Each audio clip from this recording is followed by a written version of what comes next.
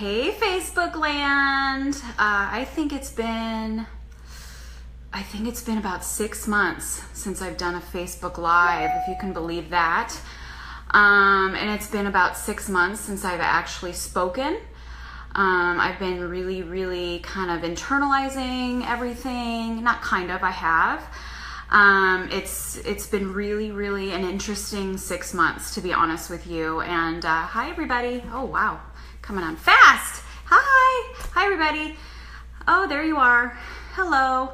So I'm not going to stand too long because I want to keep it short and sweet. I know everybody's busy and all that, but I've gotten lots of Facebook messages and text messages and all sorts of stuff, please asking me to speak some more. So I figured I would. I have a lot to say. I've been writing for a good 6 months. I've been working on me for 6 months. I have been growing the last 6 months, and usually that means I'm gonna let some stuff fly. So it's gonna be really good. So this topic about being a Struggaholic, and some of you know my story, some don't. Some of you know that I am an active recovering alcoholic. By the grace of God, I will have 5 years here in a couple months, which is amazing. But there are other addictions in my life as well that I still work on every day. I mean, it's never a recovered state ever. It's definitely a daily thing. And alcohol was one of them. Eating disorders was one of them. And codependency is one of them. All sorts of great stuff, you know, stuff that I used to beat myself up over, stuff that I used to dread, that was part of who I was. But now those things that I used to think were my biggest liabilities have quite honestly become my greatest assets because I choose to work on them every day. And so here's the thing about the Struggaholic thing. And if you agree with me, or if maybe you are like me in this way, please just say, I am like you. I know I'm not alone. There have been about 40 years where I thought I was all alone in this crazy shitstorm up here, and I'm sure I'm not. The more people I talk to, the more I realize that there are many of us Struggaholics out there. And what I mean by that is, if you grew up, because most of this stems from events in your life, and mine go way back, like 45 years. So I got lots of stuff that I could kind of pull in with this. And, you know, I grew up with a lot of uncertainty. Didn't mean it was horrible. I had a good life, but there was a daily dose of uncertainty every single day. And when you grow up with that, you tend to become a control freak or whatever. And so what I would tend to do is control everything around me.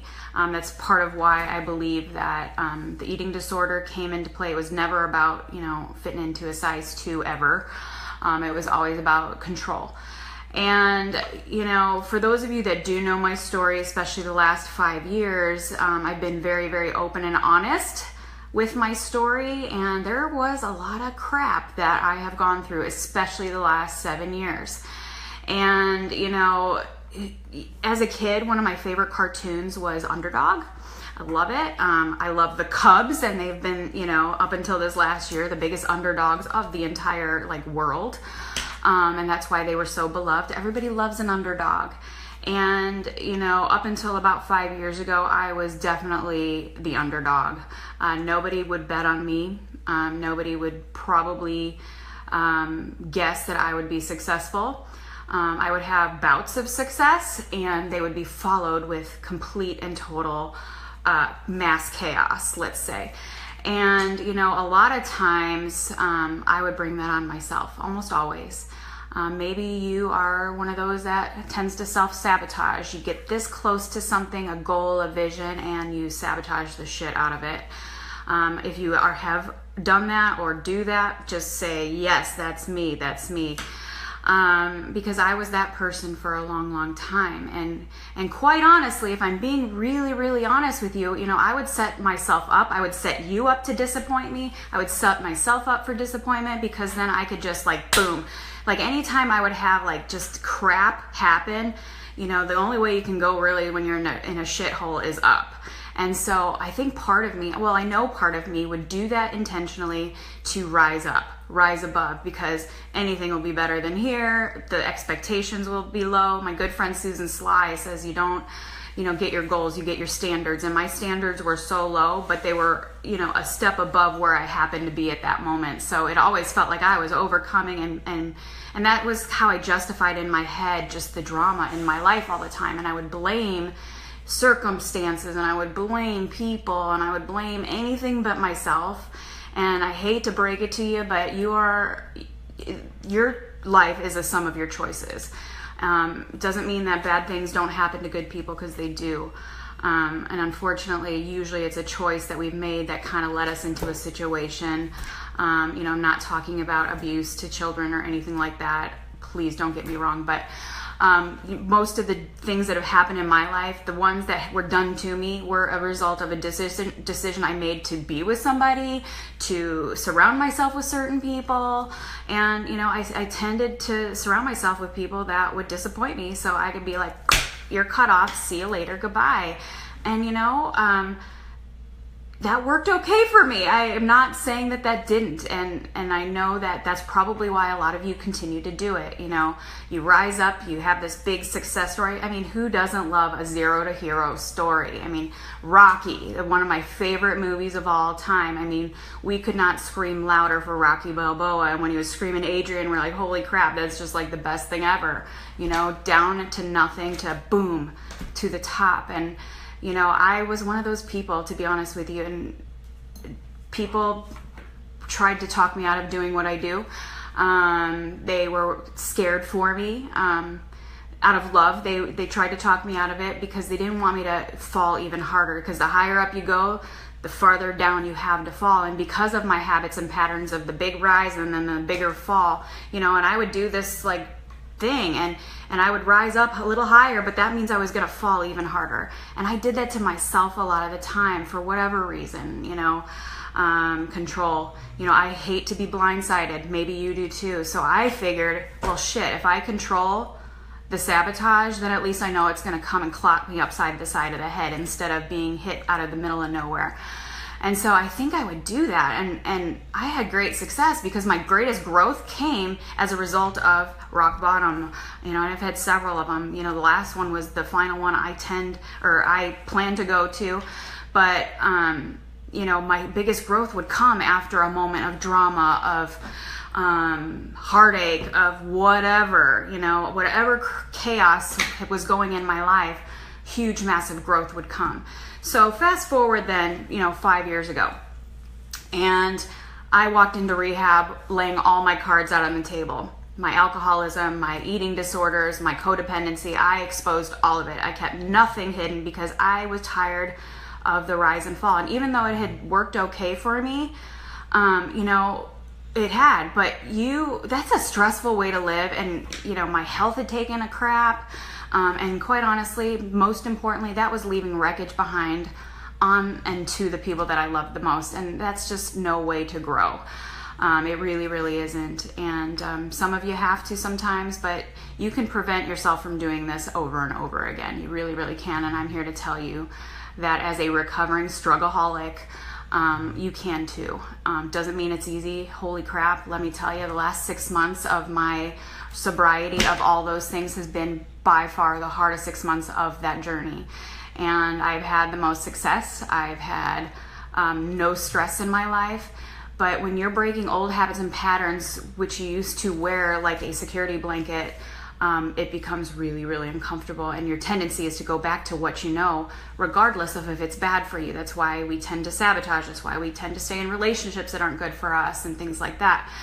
But I wanted to produce without the drama. I did. I wanted to produce. I am here for something way bigger than me. And even though my life is good and I have no stress today, I am not one to sit without growth. My mentor told me I'm like a caged animal if I'm not growing, and that's true. In the last 6 months, I have felt like that. So, the inclination in me was to, what pot can I stir? What kind of drama? What kind of crap storm could I make up so I have a reason to get up out of bed and overcome something, because that's when I shine. It's when I shine. It's what, heck, many of you love me for, is my ability to overcome such horrible things with grace. And I wanted to produce without that. And this is the first time in my life that, holy moly, I am growing without drama. And it's still really uncomfortable because, when your back's up against the wall, you're like, okay, I got to make this happen. Otherwise, I don't know what's going to happen. And for me, I don't really have to do it. If I don't want to, I don't have to. I could sit and chill and watch, Sons of Anarchy, 8 seasons long, and watch it over and over again and nobody really know. But I'm not here for that. I'm here to serve and to love and to care about people. And even though I'm learning things that I can be fine and ride off into the sunset and nobody would even know if I left my house or changed out of sweatpants or showered for a week, I'm not here for that. I am here to serve and to give back. So the last 6 months of my journey, the hardest moments of my life, to be honest with you, believe it or not, the last 6 months have been the hardest part of my life so far. Even with all the crap that many of you know I've been through, to do it without drama, without my back against the wall, it's interesting. I thrived on the uncertainty, even though I resisted it. That quote that, strength is in the struggle, that is such bullshit. It really, really is. That's kind of where you put on your training wheels and you're kind of like coasting through life, even though it doesn't feel like it when we're going through struggle. Trust me, I didn't love the struggle. I hated every minute of it, and it was very uncomfortable, and it was icky, and it left a lot of, wreckage behind, like I said. But, doing it without those training wheels is much harder. And you definitely will find your deeper purpose, your deeper calling that God has on your life when you are willing to produce without the drama. And, strength does not come in the struggle. It comes in the surrender to it. It comes in the surrender that you don't need that to do great things in your life. You don't have to be a zero to go to a hero to have any kind of credibility. You don't have to, stay in relationships that don't serve you because it's what you know and you don't know what's on the other side of it. I keep telling people, if you focus on the wall that's in front of you, you know what's going to happen. You're going to keep slamming into the wall. Focus on what's on the other side of it. And so I refuse to put up the wall now and grow without it. And I'm here to tell you that it's a work in progress every day. I have many, many, many, many, many more things to share with you. If you would love to, because of the beautiful messages I've received wanting me to do more Facebook Lives, I'm going to come out of my little bubble and do it.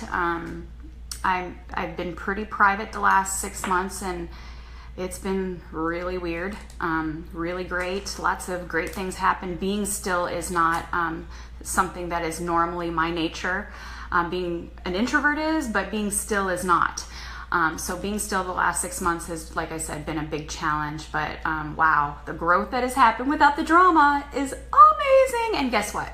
You get to benefit from it. So if there are certain topics you'd like me to touch, or areas of your life that maybe you need help with, that you think I can maybe help, I by no means claim to be an expert in anything except, the school of hard knocks. And I got a lot of education there. And, I know I didn't go through it for nothing. I did it to help you, to help me, to help make this world a better place. So I love you guys. I'm going to keep it short. It was probably a little bit longer than I wanted. But I love you. I am so grateful for all the love that you guys have been pouring into me. Even though maybe I didn't acknowledge it or talk about it, I felt every word, every prayer, everything. You guys were rooting me on when you didn't even know it, and I've been great, but it's been hard, but it's been awesome. So again, if you have some subjects or topics you'd love me to talk about, awesome. I've got a bunch up my sleeve. So be on the lookout. Otherwise, have a beautiful, beautiful Tuesday. Thanks, guys. Love you.